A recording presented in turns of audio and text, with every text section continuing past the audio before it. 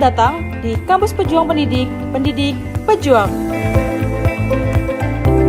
Universitas Veteran Bangun Nusantara merupakan institusi pendidikan tinggi yang memiliki motivasi untuk mencetak lulusan yang mandiri, unggul, profesional, berkarakter, dan memiliki nilai-nilai kejuangan.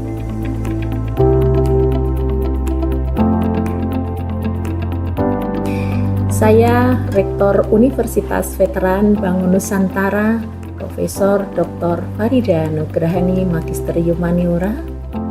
Misi Universitas Veteran Bangun Nusantara adalah terwujudnya universitas yang unggul, berkarakter, mandiri, dan memiliki nilai-nilai kejuangan.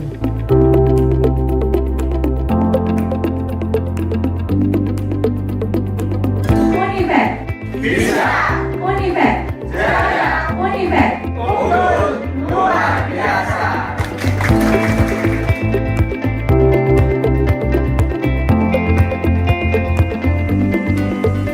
Kampus Universitas Veteran Bangun Nusantara terdiri dari 6 fakultas unggulan dan 1 program pasca sarjana.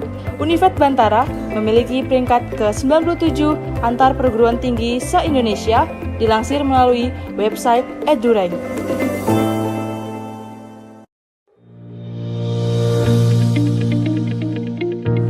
Menyelenggarakan pendidikan yang berbasis pada nilai kejuangan, Univet Bantara didukung dengan kegiatan perkuliahan yang terkelola secara profesional dan difasilitasi dengan sarana dan prasarana yang representatif guna mendukung proses pembelajaran mahasiswa.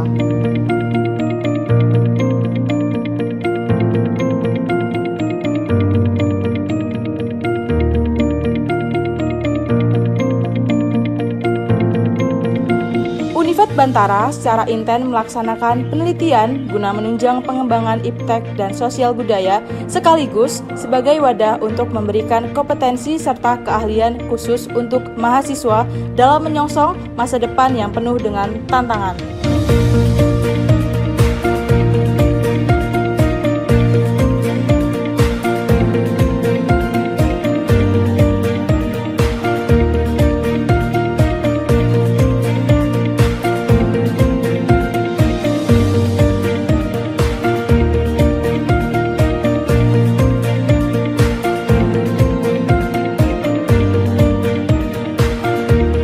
Pengabdian kepada masyarakat merupakan bagian yang secara intensif dan aktif dilaksanakan Univet Bantara dengan melibatkan dosen serta mahasiswa sebagai wadah untuk membentuk karakter serta sebagai bentuk kepedulian sosial dan menjadikan generasi Bantara.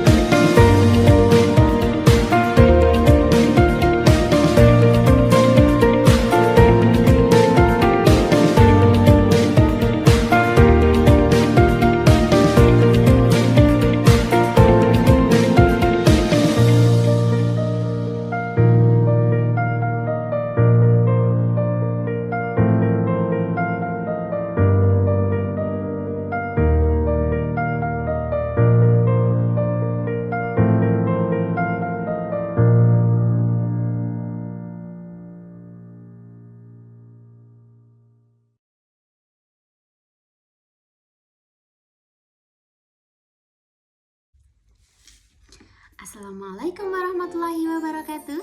Perkenalkan, nama saya adalah Arti Wida. Saya adalah mahasiswi PPG Prajabatan gelombang 2 tahun 2023 di LPTK Univet Veteran Bangun Nusantara Sukoharjo.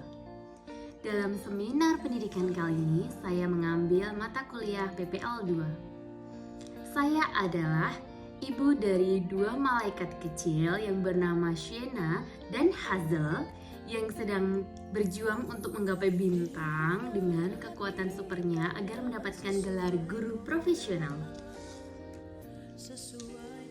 Visi saya untuk pendidikan di Indonesia. Saya mempunyai visi untuk pendidikan di Indonesia, yakni mewujudkan pendidikan yang berkarakter, berbudaya, serta bermartabat. Selama saya menjalani PPL, saya menemukan banyak hal mengenai karakter anak yang semakin kesini itu semakin perlu adanya sosok guru yang mampu menjadikan mereka memiliki karakter, etika kesopanan, adab yang baik, dan paham akan budaya Indonesia. Untuk mewujudkan visi saya, dalam PPL saya sering sekali mengajak anak untuk bercerita. Karena saya sangat tertarik dengan kehidupan anak-anak, saya juga mencari tahu mengapa anak menjadi seperti ini, ada apa yang sedang terjadi, mengapa hal demikian bisa terjadi, dan langkah apa yang akan saya lakukan ke depannya untuk membuat suatu perubahan. Guru bukan hanya sebagai petugas transfer ilmu semata di dalam kelas.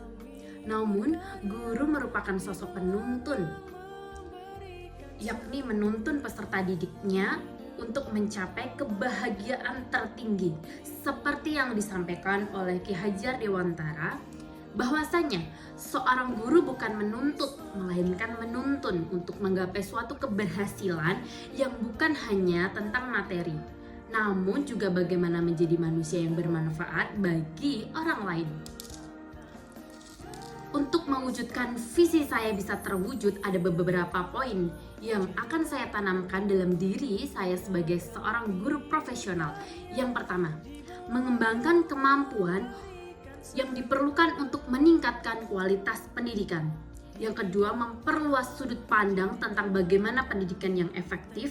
Yang ketiga, saya selalu menjadi teman yang menyenangkan bagi peserta didik di sekolah. Yang terakhir, bekerja sama dengan lingkungan baik di sekolah, lingkungan keluarga maupun di masyarakat. Dalam isi presentasi seminar pendidikan saya kali ini mencakup 5 poin. Poin yang pertama, refleksi pengalaman belajar mata kuliah PPL 2. Yang kedua, nanti ada artefak pendukung. Yang ketiga, desain inovasi. Yang keempat, rencana tindak lanjut. Dan yang kelima, paradigma makna guru setelah melaksanakan atau menyelesaikan PPG Prajabatan. Masuk poin yang pertama, refleksi terhadap pengalaman belajar mata kuliah PPL 2. Dalam mata kuliah PPL 2 ini memberikan saya pembelajaran yang bermakna dalam merancang pembelajaran yang disesuaikan dengan minat dan gaya belajar peserta didik agar pembelajaran dapat efektif serta bermakna bagi peserta didik. Saya memahami akan pentingnya adaptasi pendekatan pembelajaran yang disesuaikan dengan kebutuhan peserta didik, serta mahasiswa diberikan kesempatan untuk dapat menunjang ketercapaian penguasaan profesional dalam mengembangkan diri dalam menyusun modul serta asesmen. Dalam mata kuliah PPL 2 ini ada 5 topik. Topik yang pertama, di dalam topik ini nanti kami mahasiswa belajar mengenai orientasi yang dimaksudkan mengenalkan mahasiswa PPG Prajabatan dengan berbagai hal yang harus dilaksanakan selama melaksanakan PPL. Kegiatan orientasi PPL 2 ini kurang lebih sama dengan PPL 1 di semester 1 karena kami tidak pindah sekolah dan masih tetap di SD Negeri Mbul Rejo 3. Kegiatan yang dilakukan ialah observasi lingkungan belajar, praktik terbimbing, praktik mandiri, kegiatan non-mengajar, menyusun artikel, dan melaksanakan diskusi refleksi. Di dalam topik 2 yaitu ada observasi. Di tengah kami berkarya, di belakang memberikan semangat.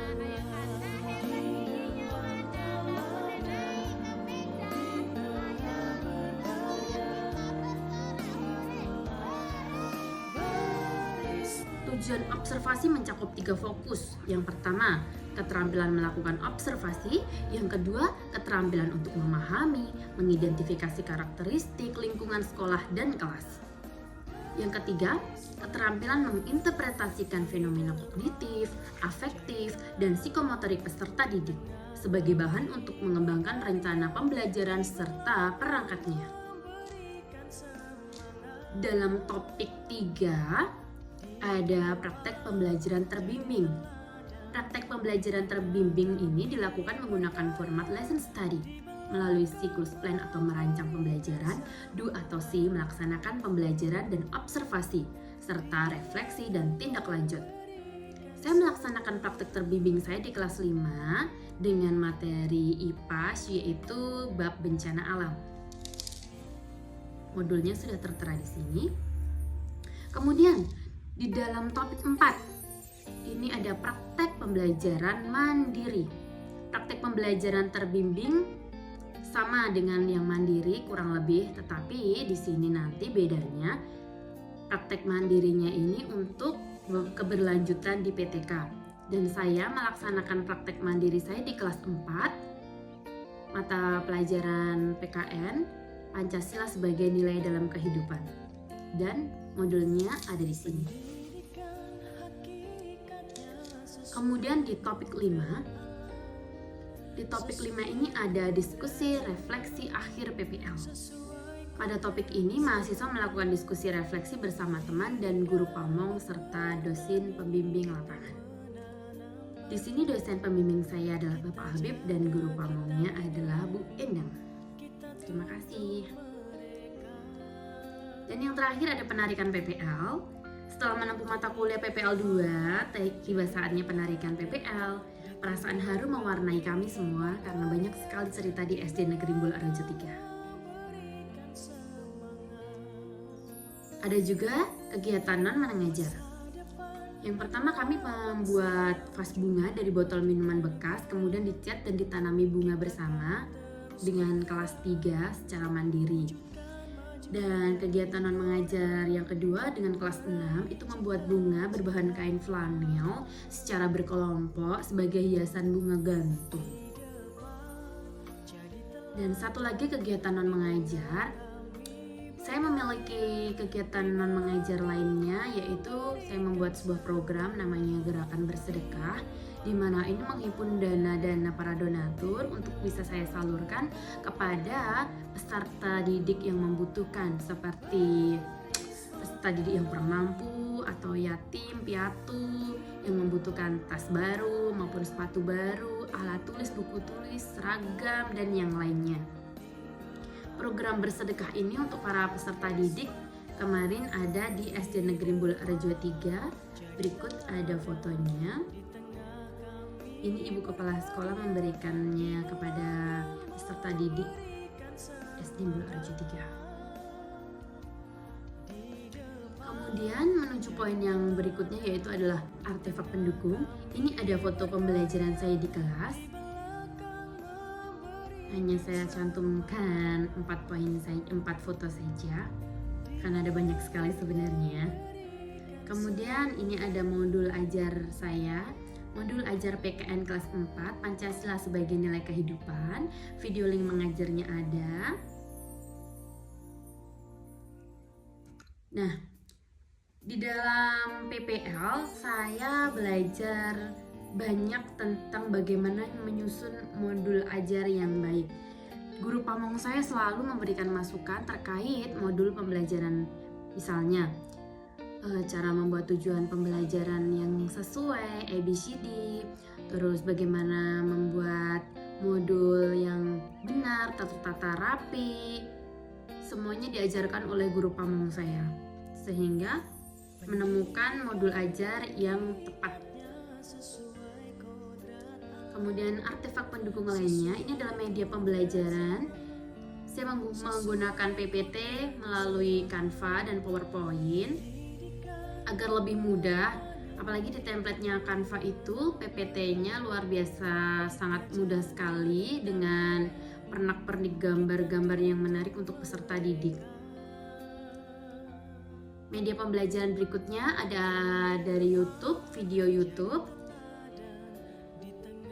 Kemudian video motivasi dari YouTube juga untuk sebagai video motivasi kepada peserta didik sebelum pembelajaran dimulai.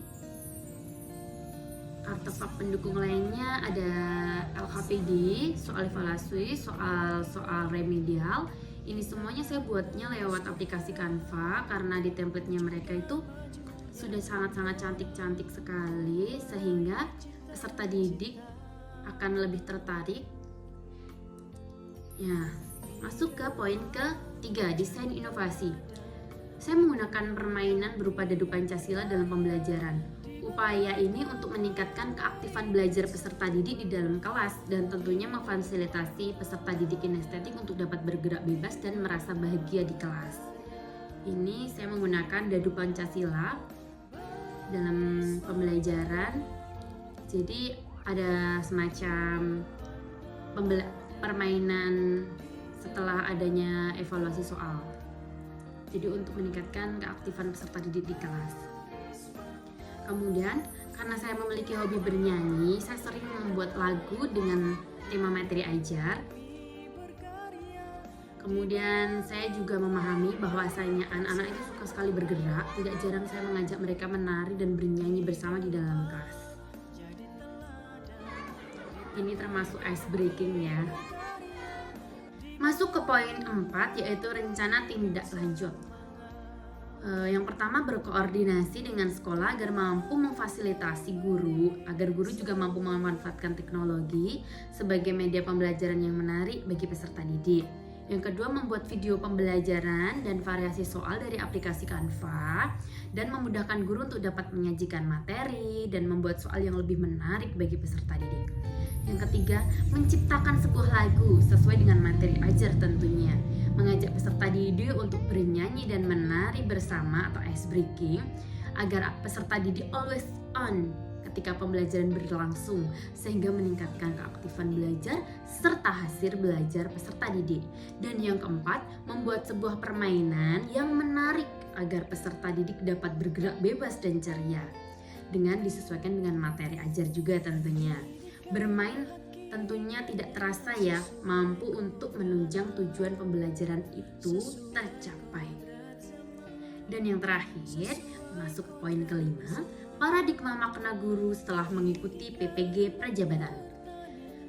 Pendidikan di Indonesia ini sudah senantiasa diperbarui untuk menyesuaikan dengan tuntutan zaman.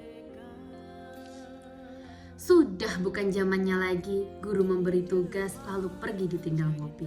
Sudah bukan zamannya lagi anak ngobrol saat pembelajaran dilempar pensil berduri. Saatnya membuat perubahan bagi negeri tercinta ini agar generasi emas abad 21 bisa tergapai. Terima kasih, sekian seminar pendidikan saya. Semoga bermanfaat. Assalamualaikum. Pendidikan hakikatnya sesuai kodrat alam, sesuai kodrat zaman, sesuai kodrat zaman. Pendidikan bak bertani, kita menanam padi, kita jaga, kita bina, kita tuntun mereka.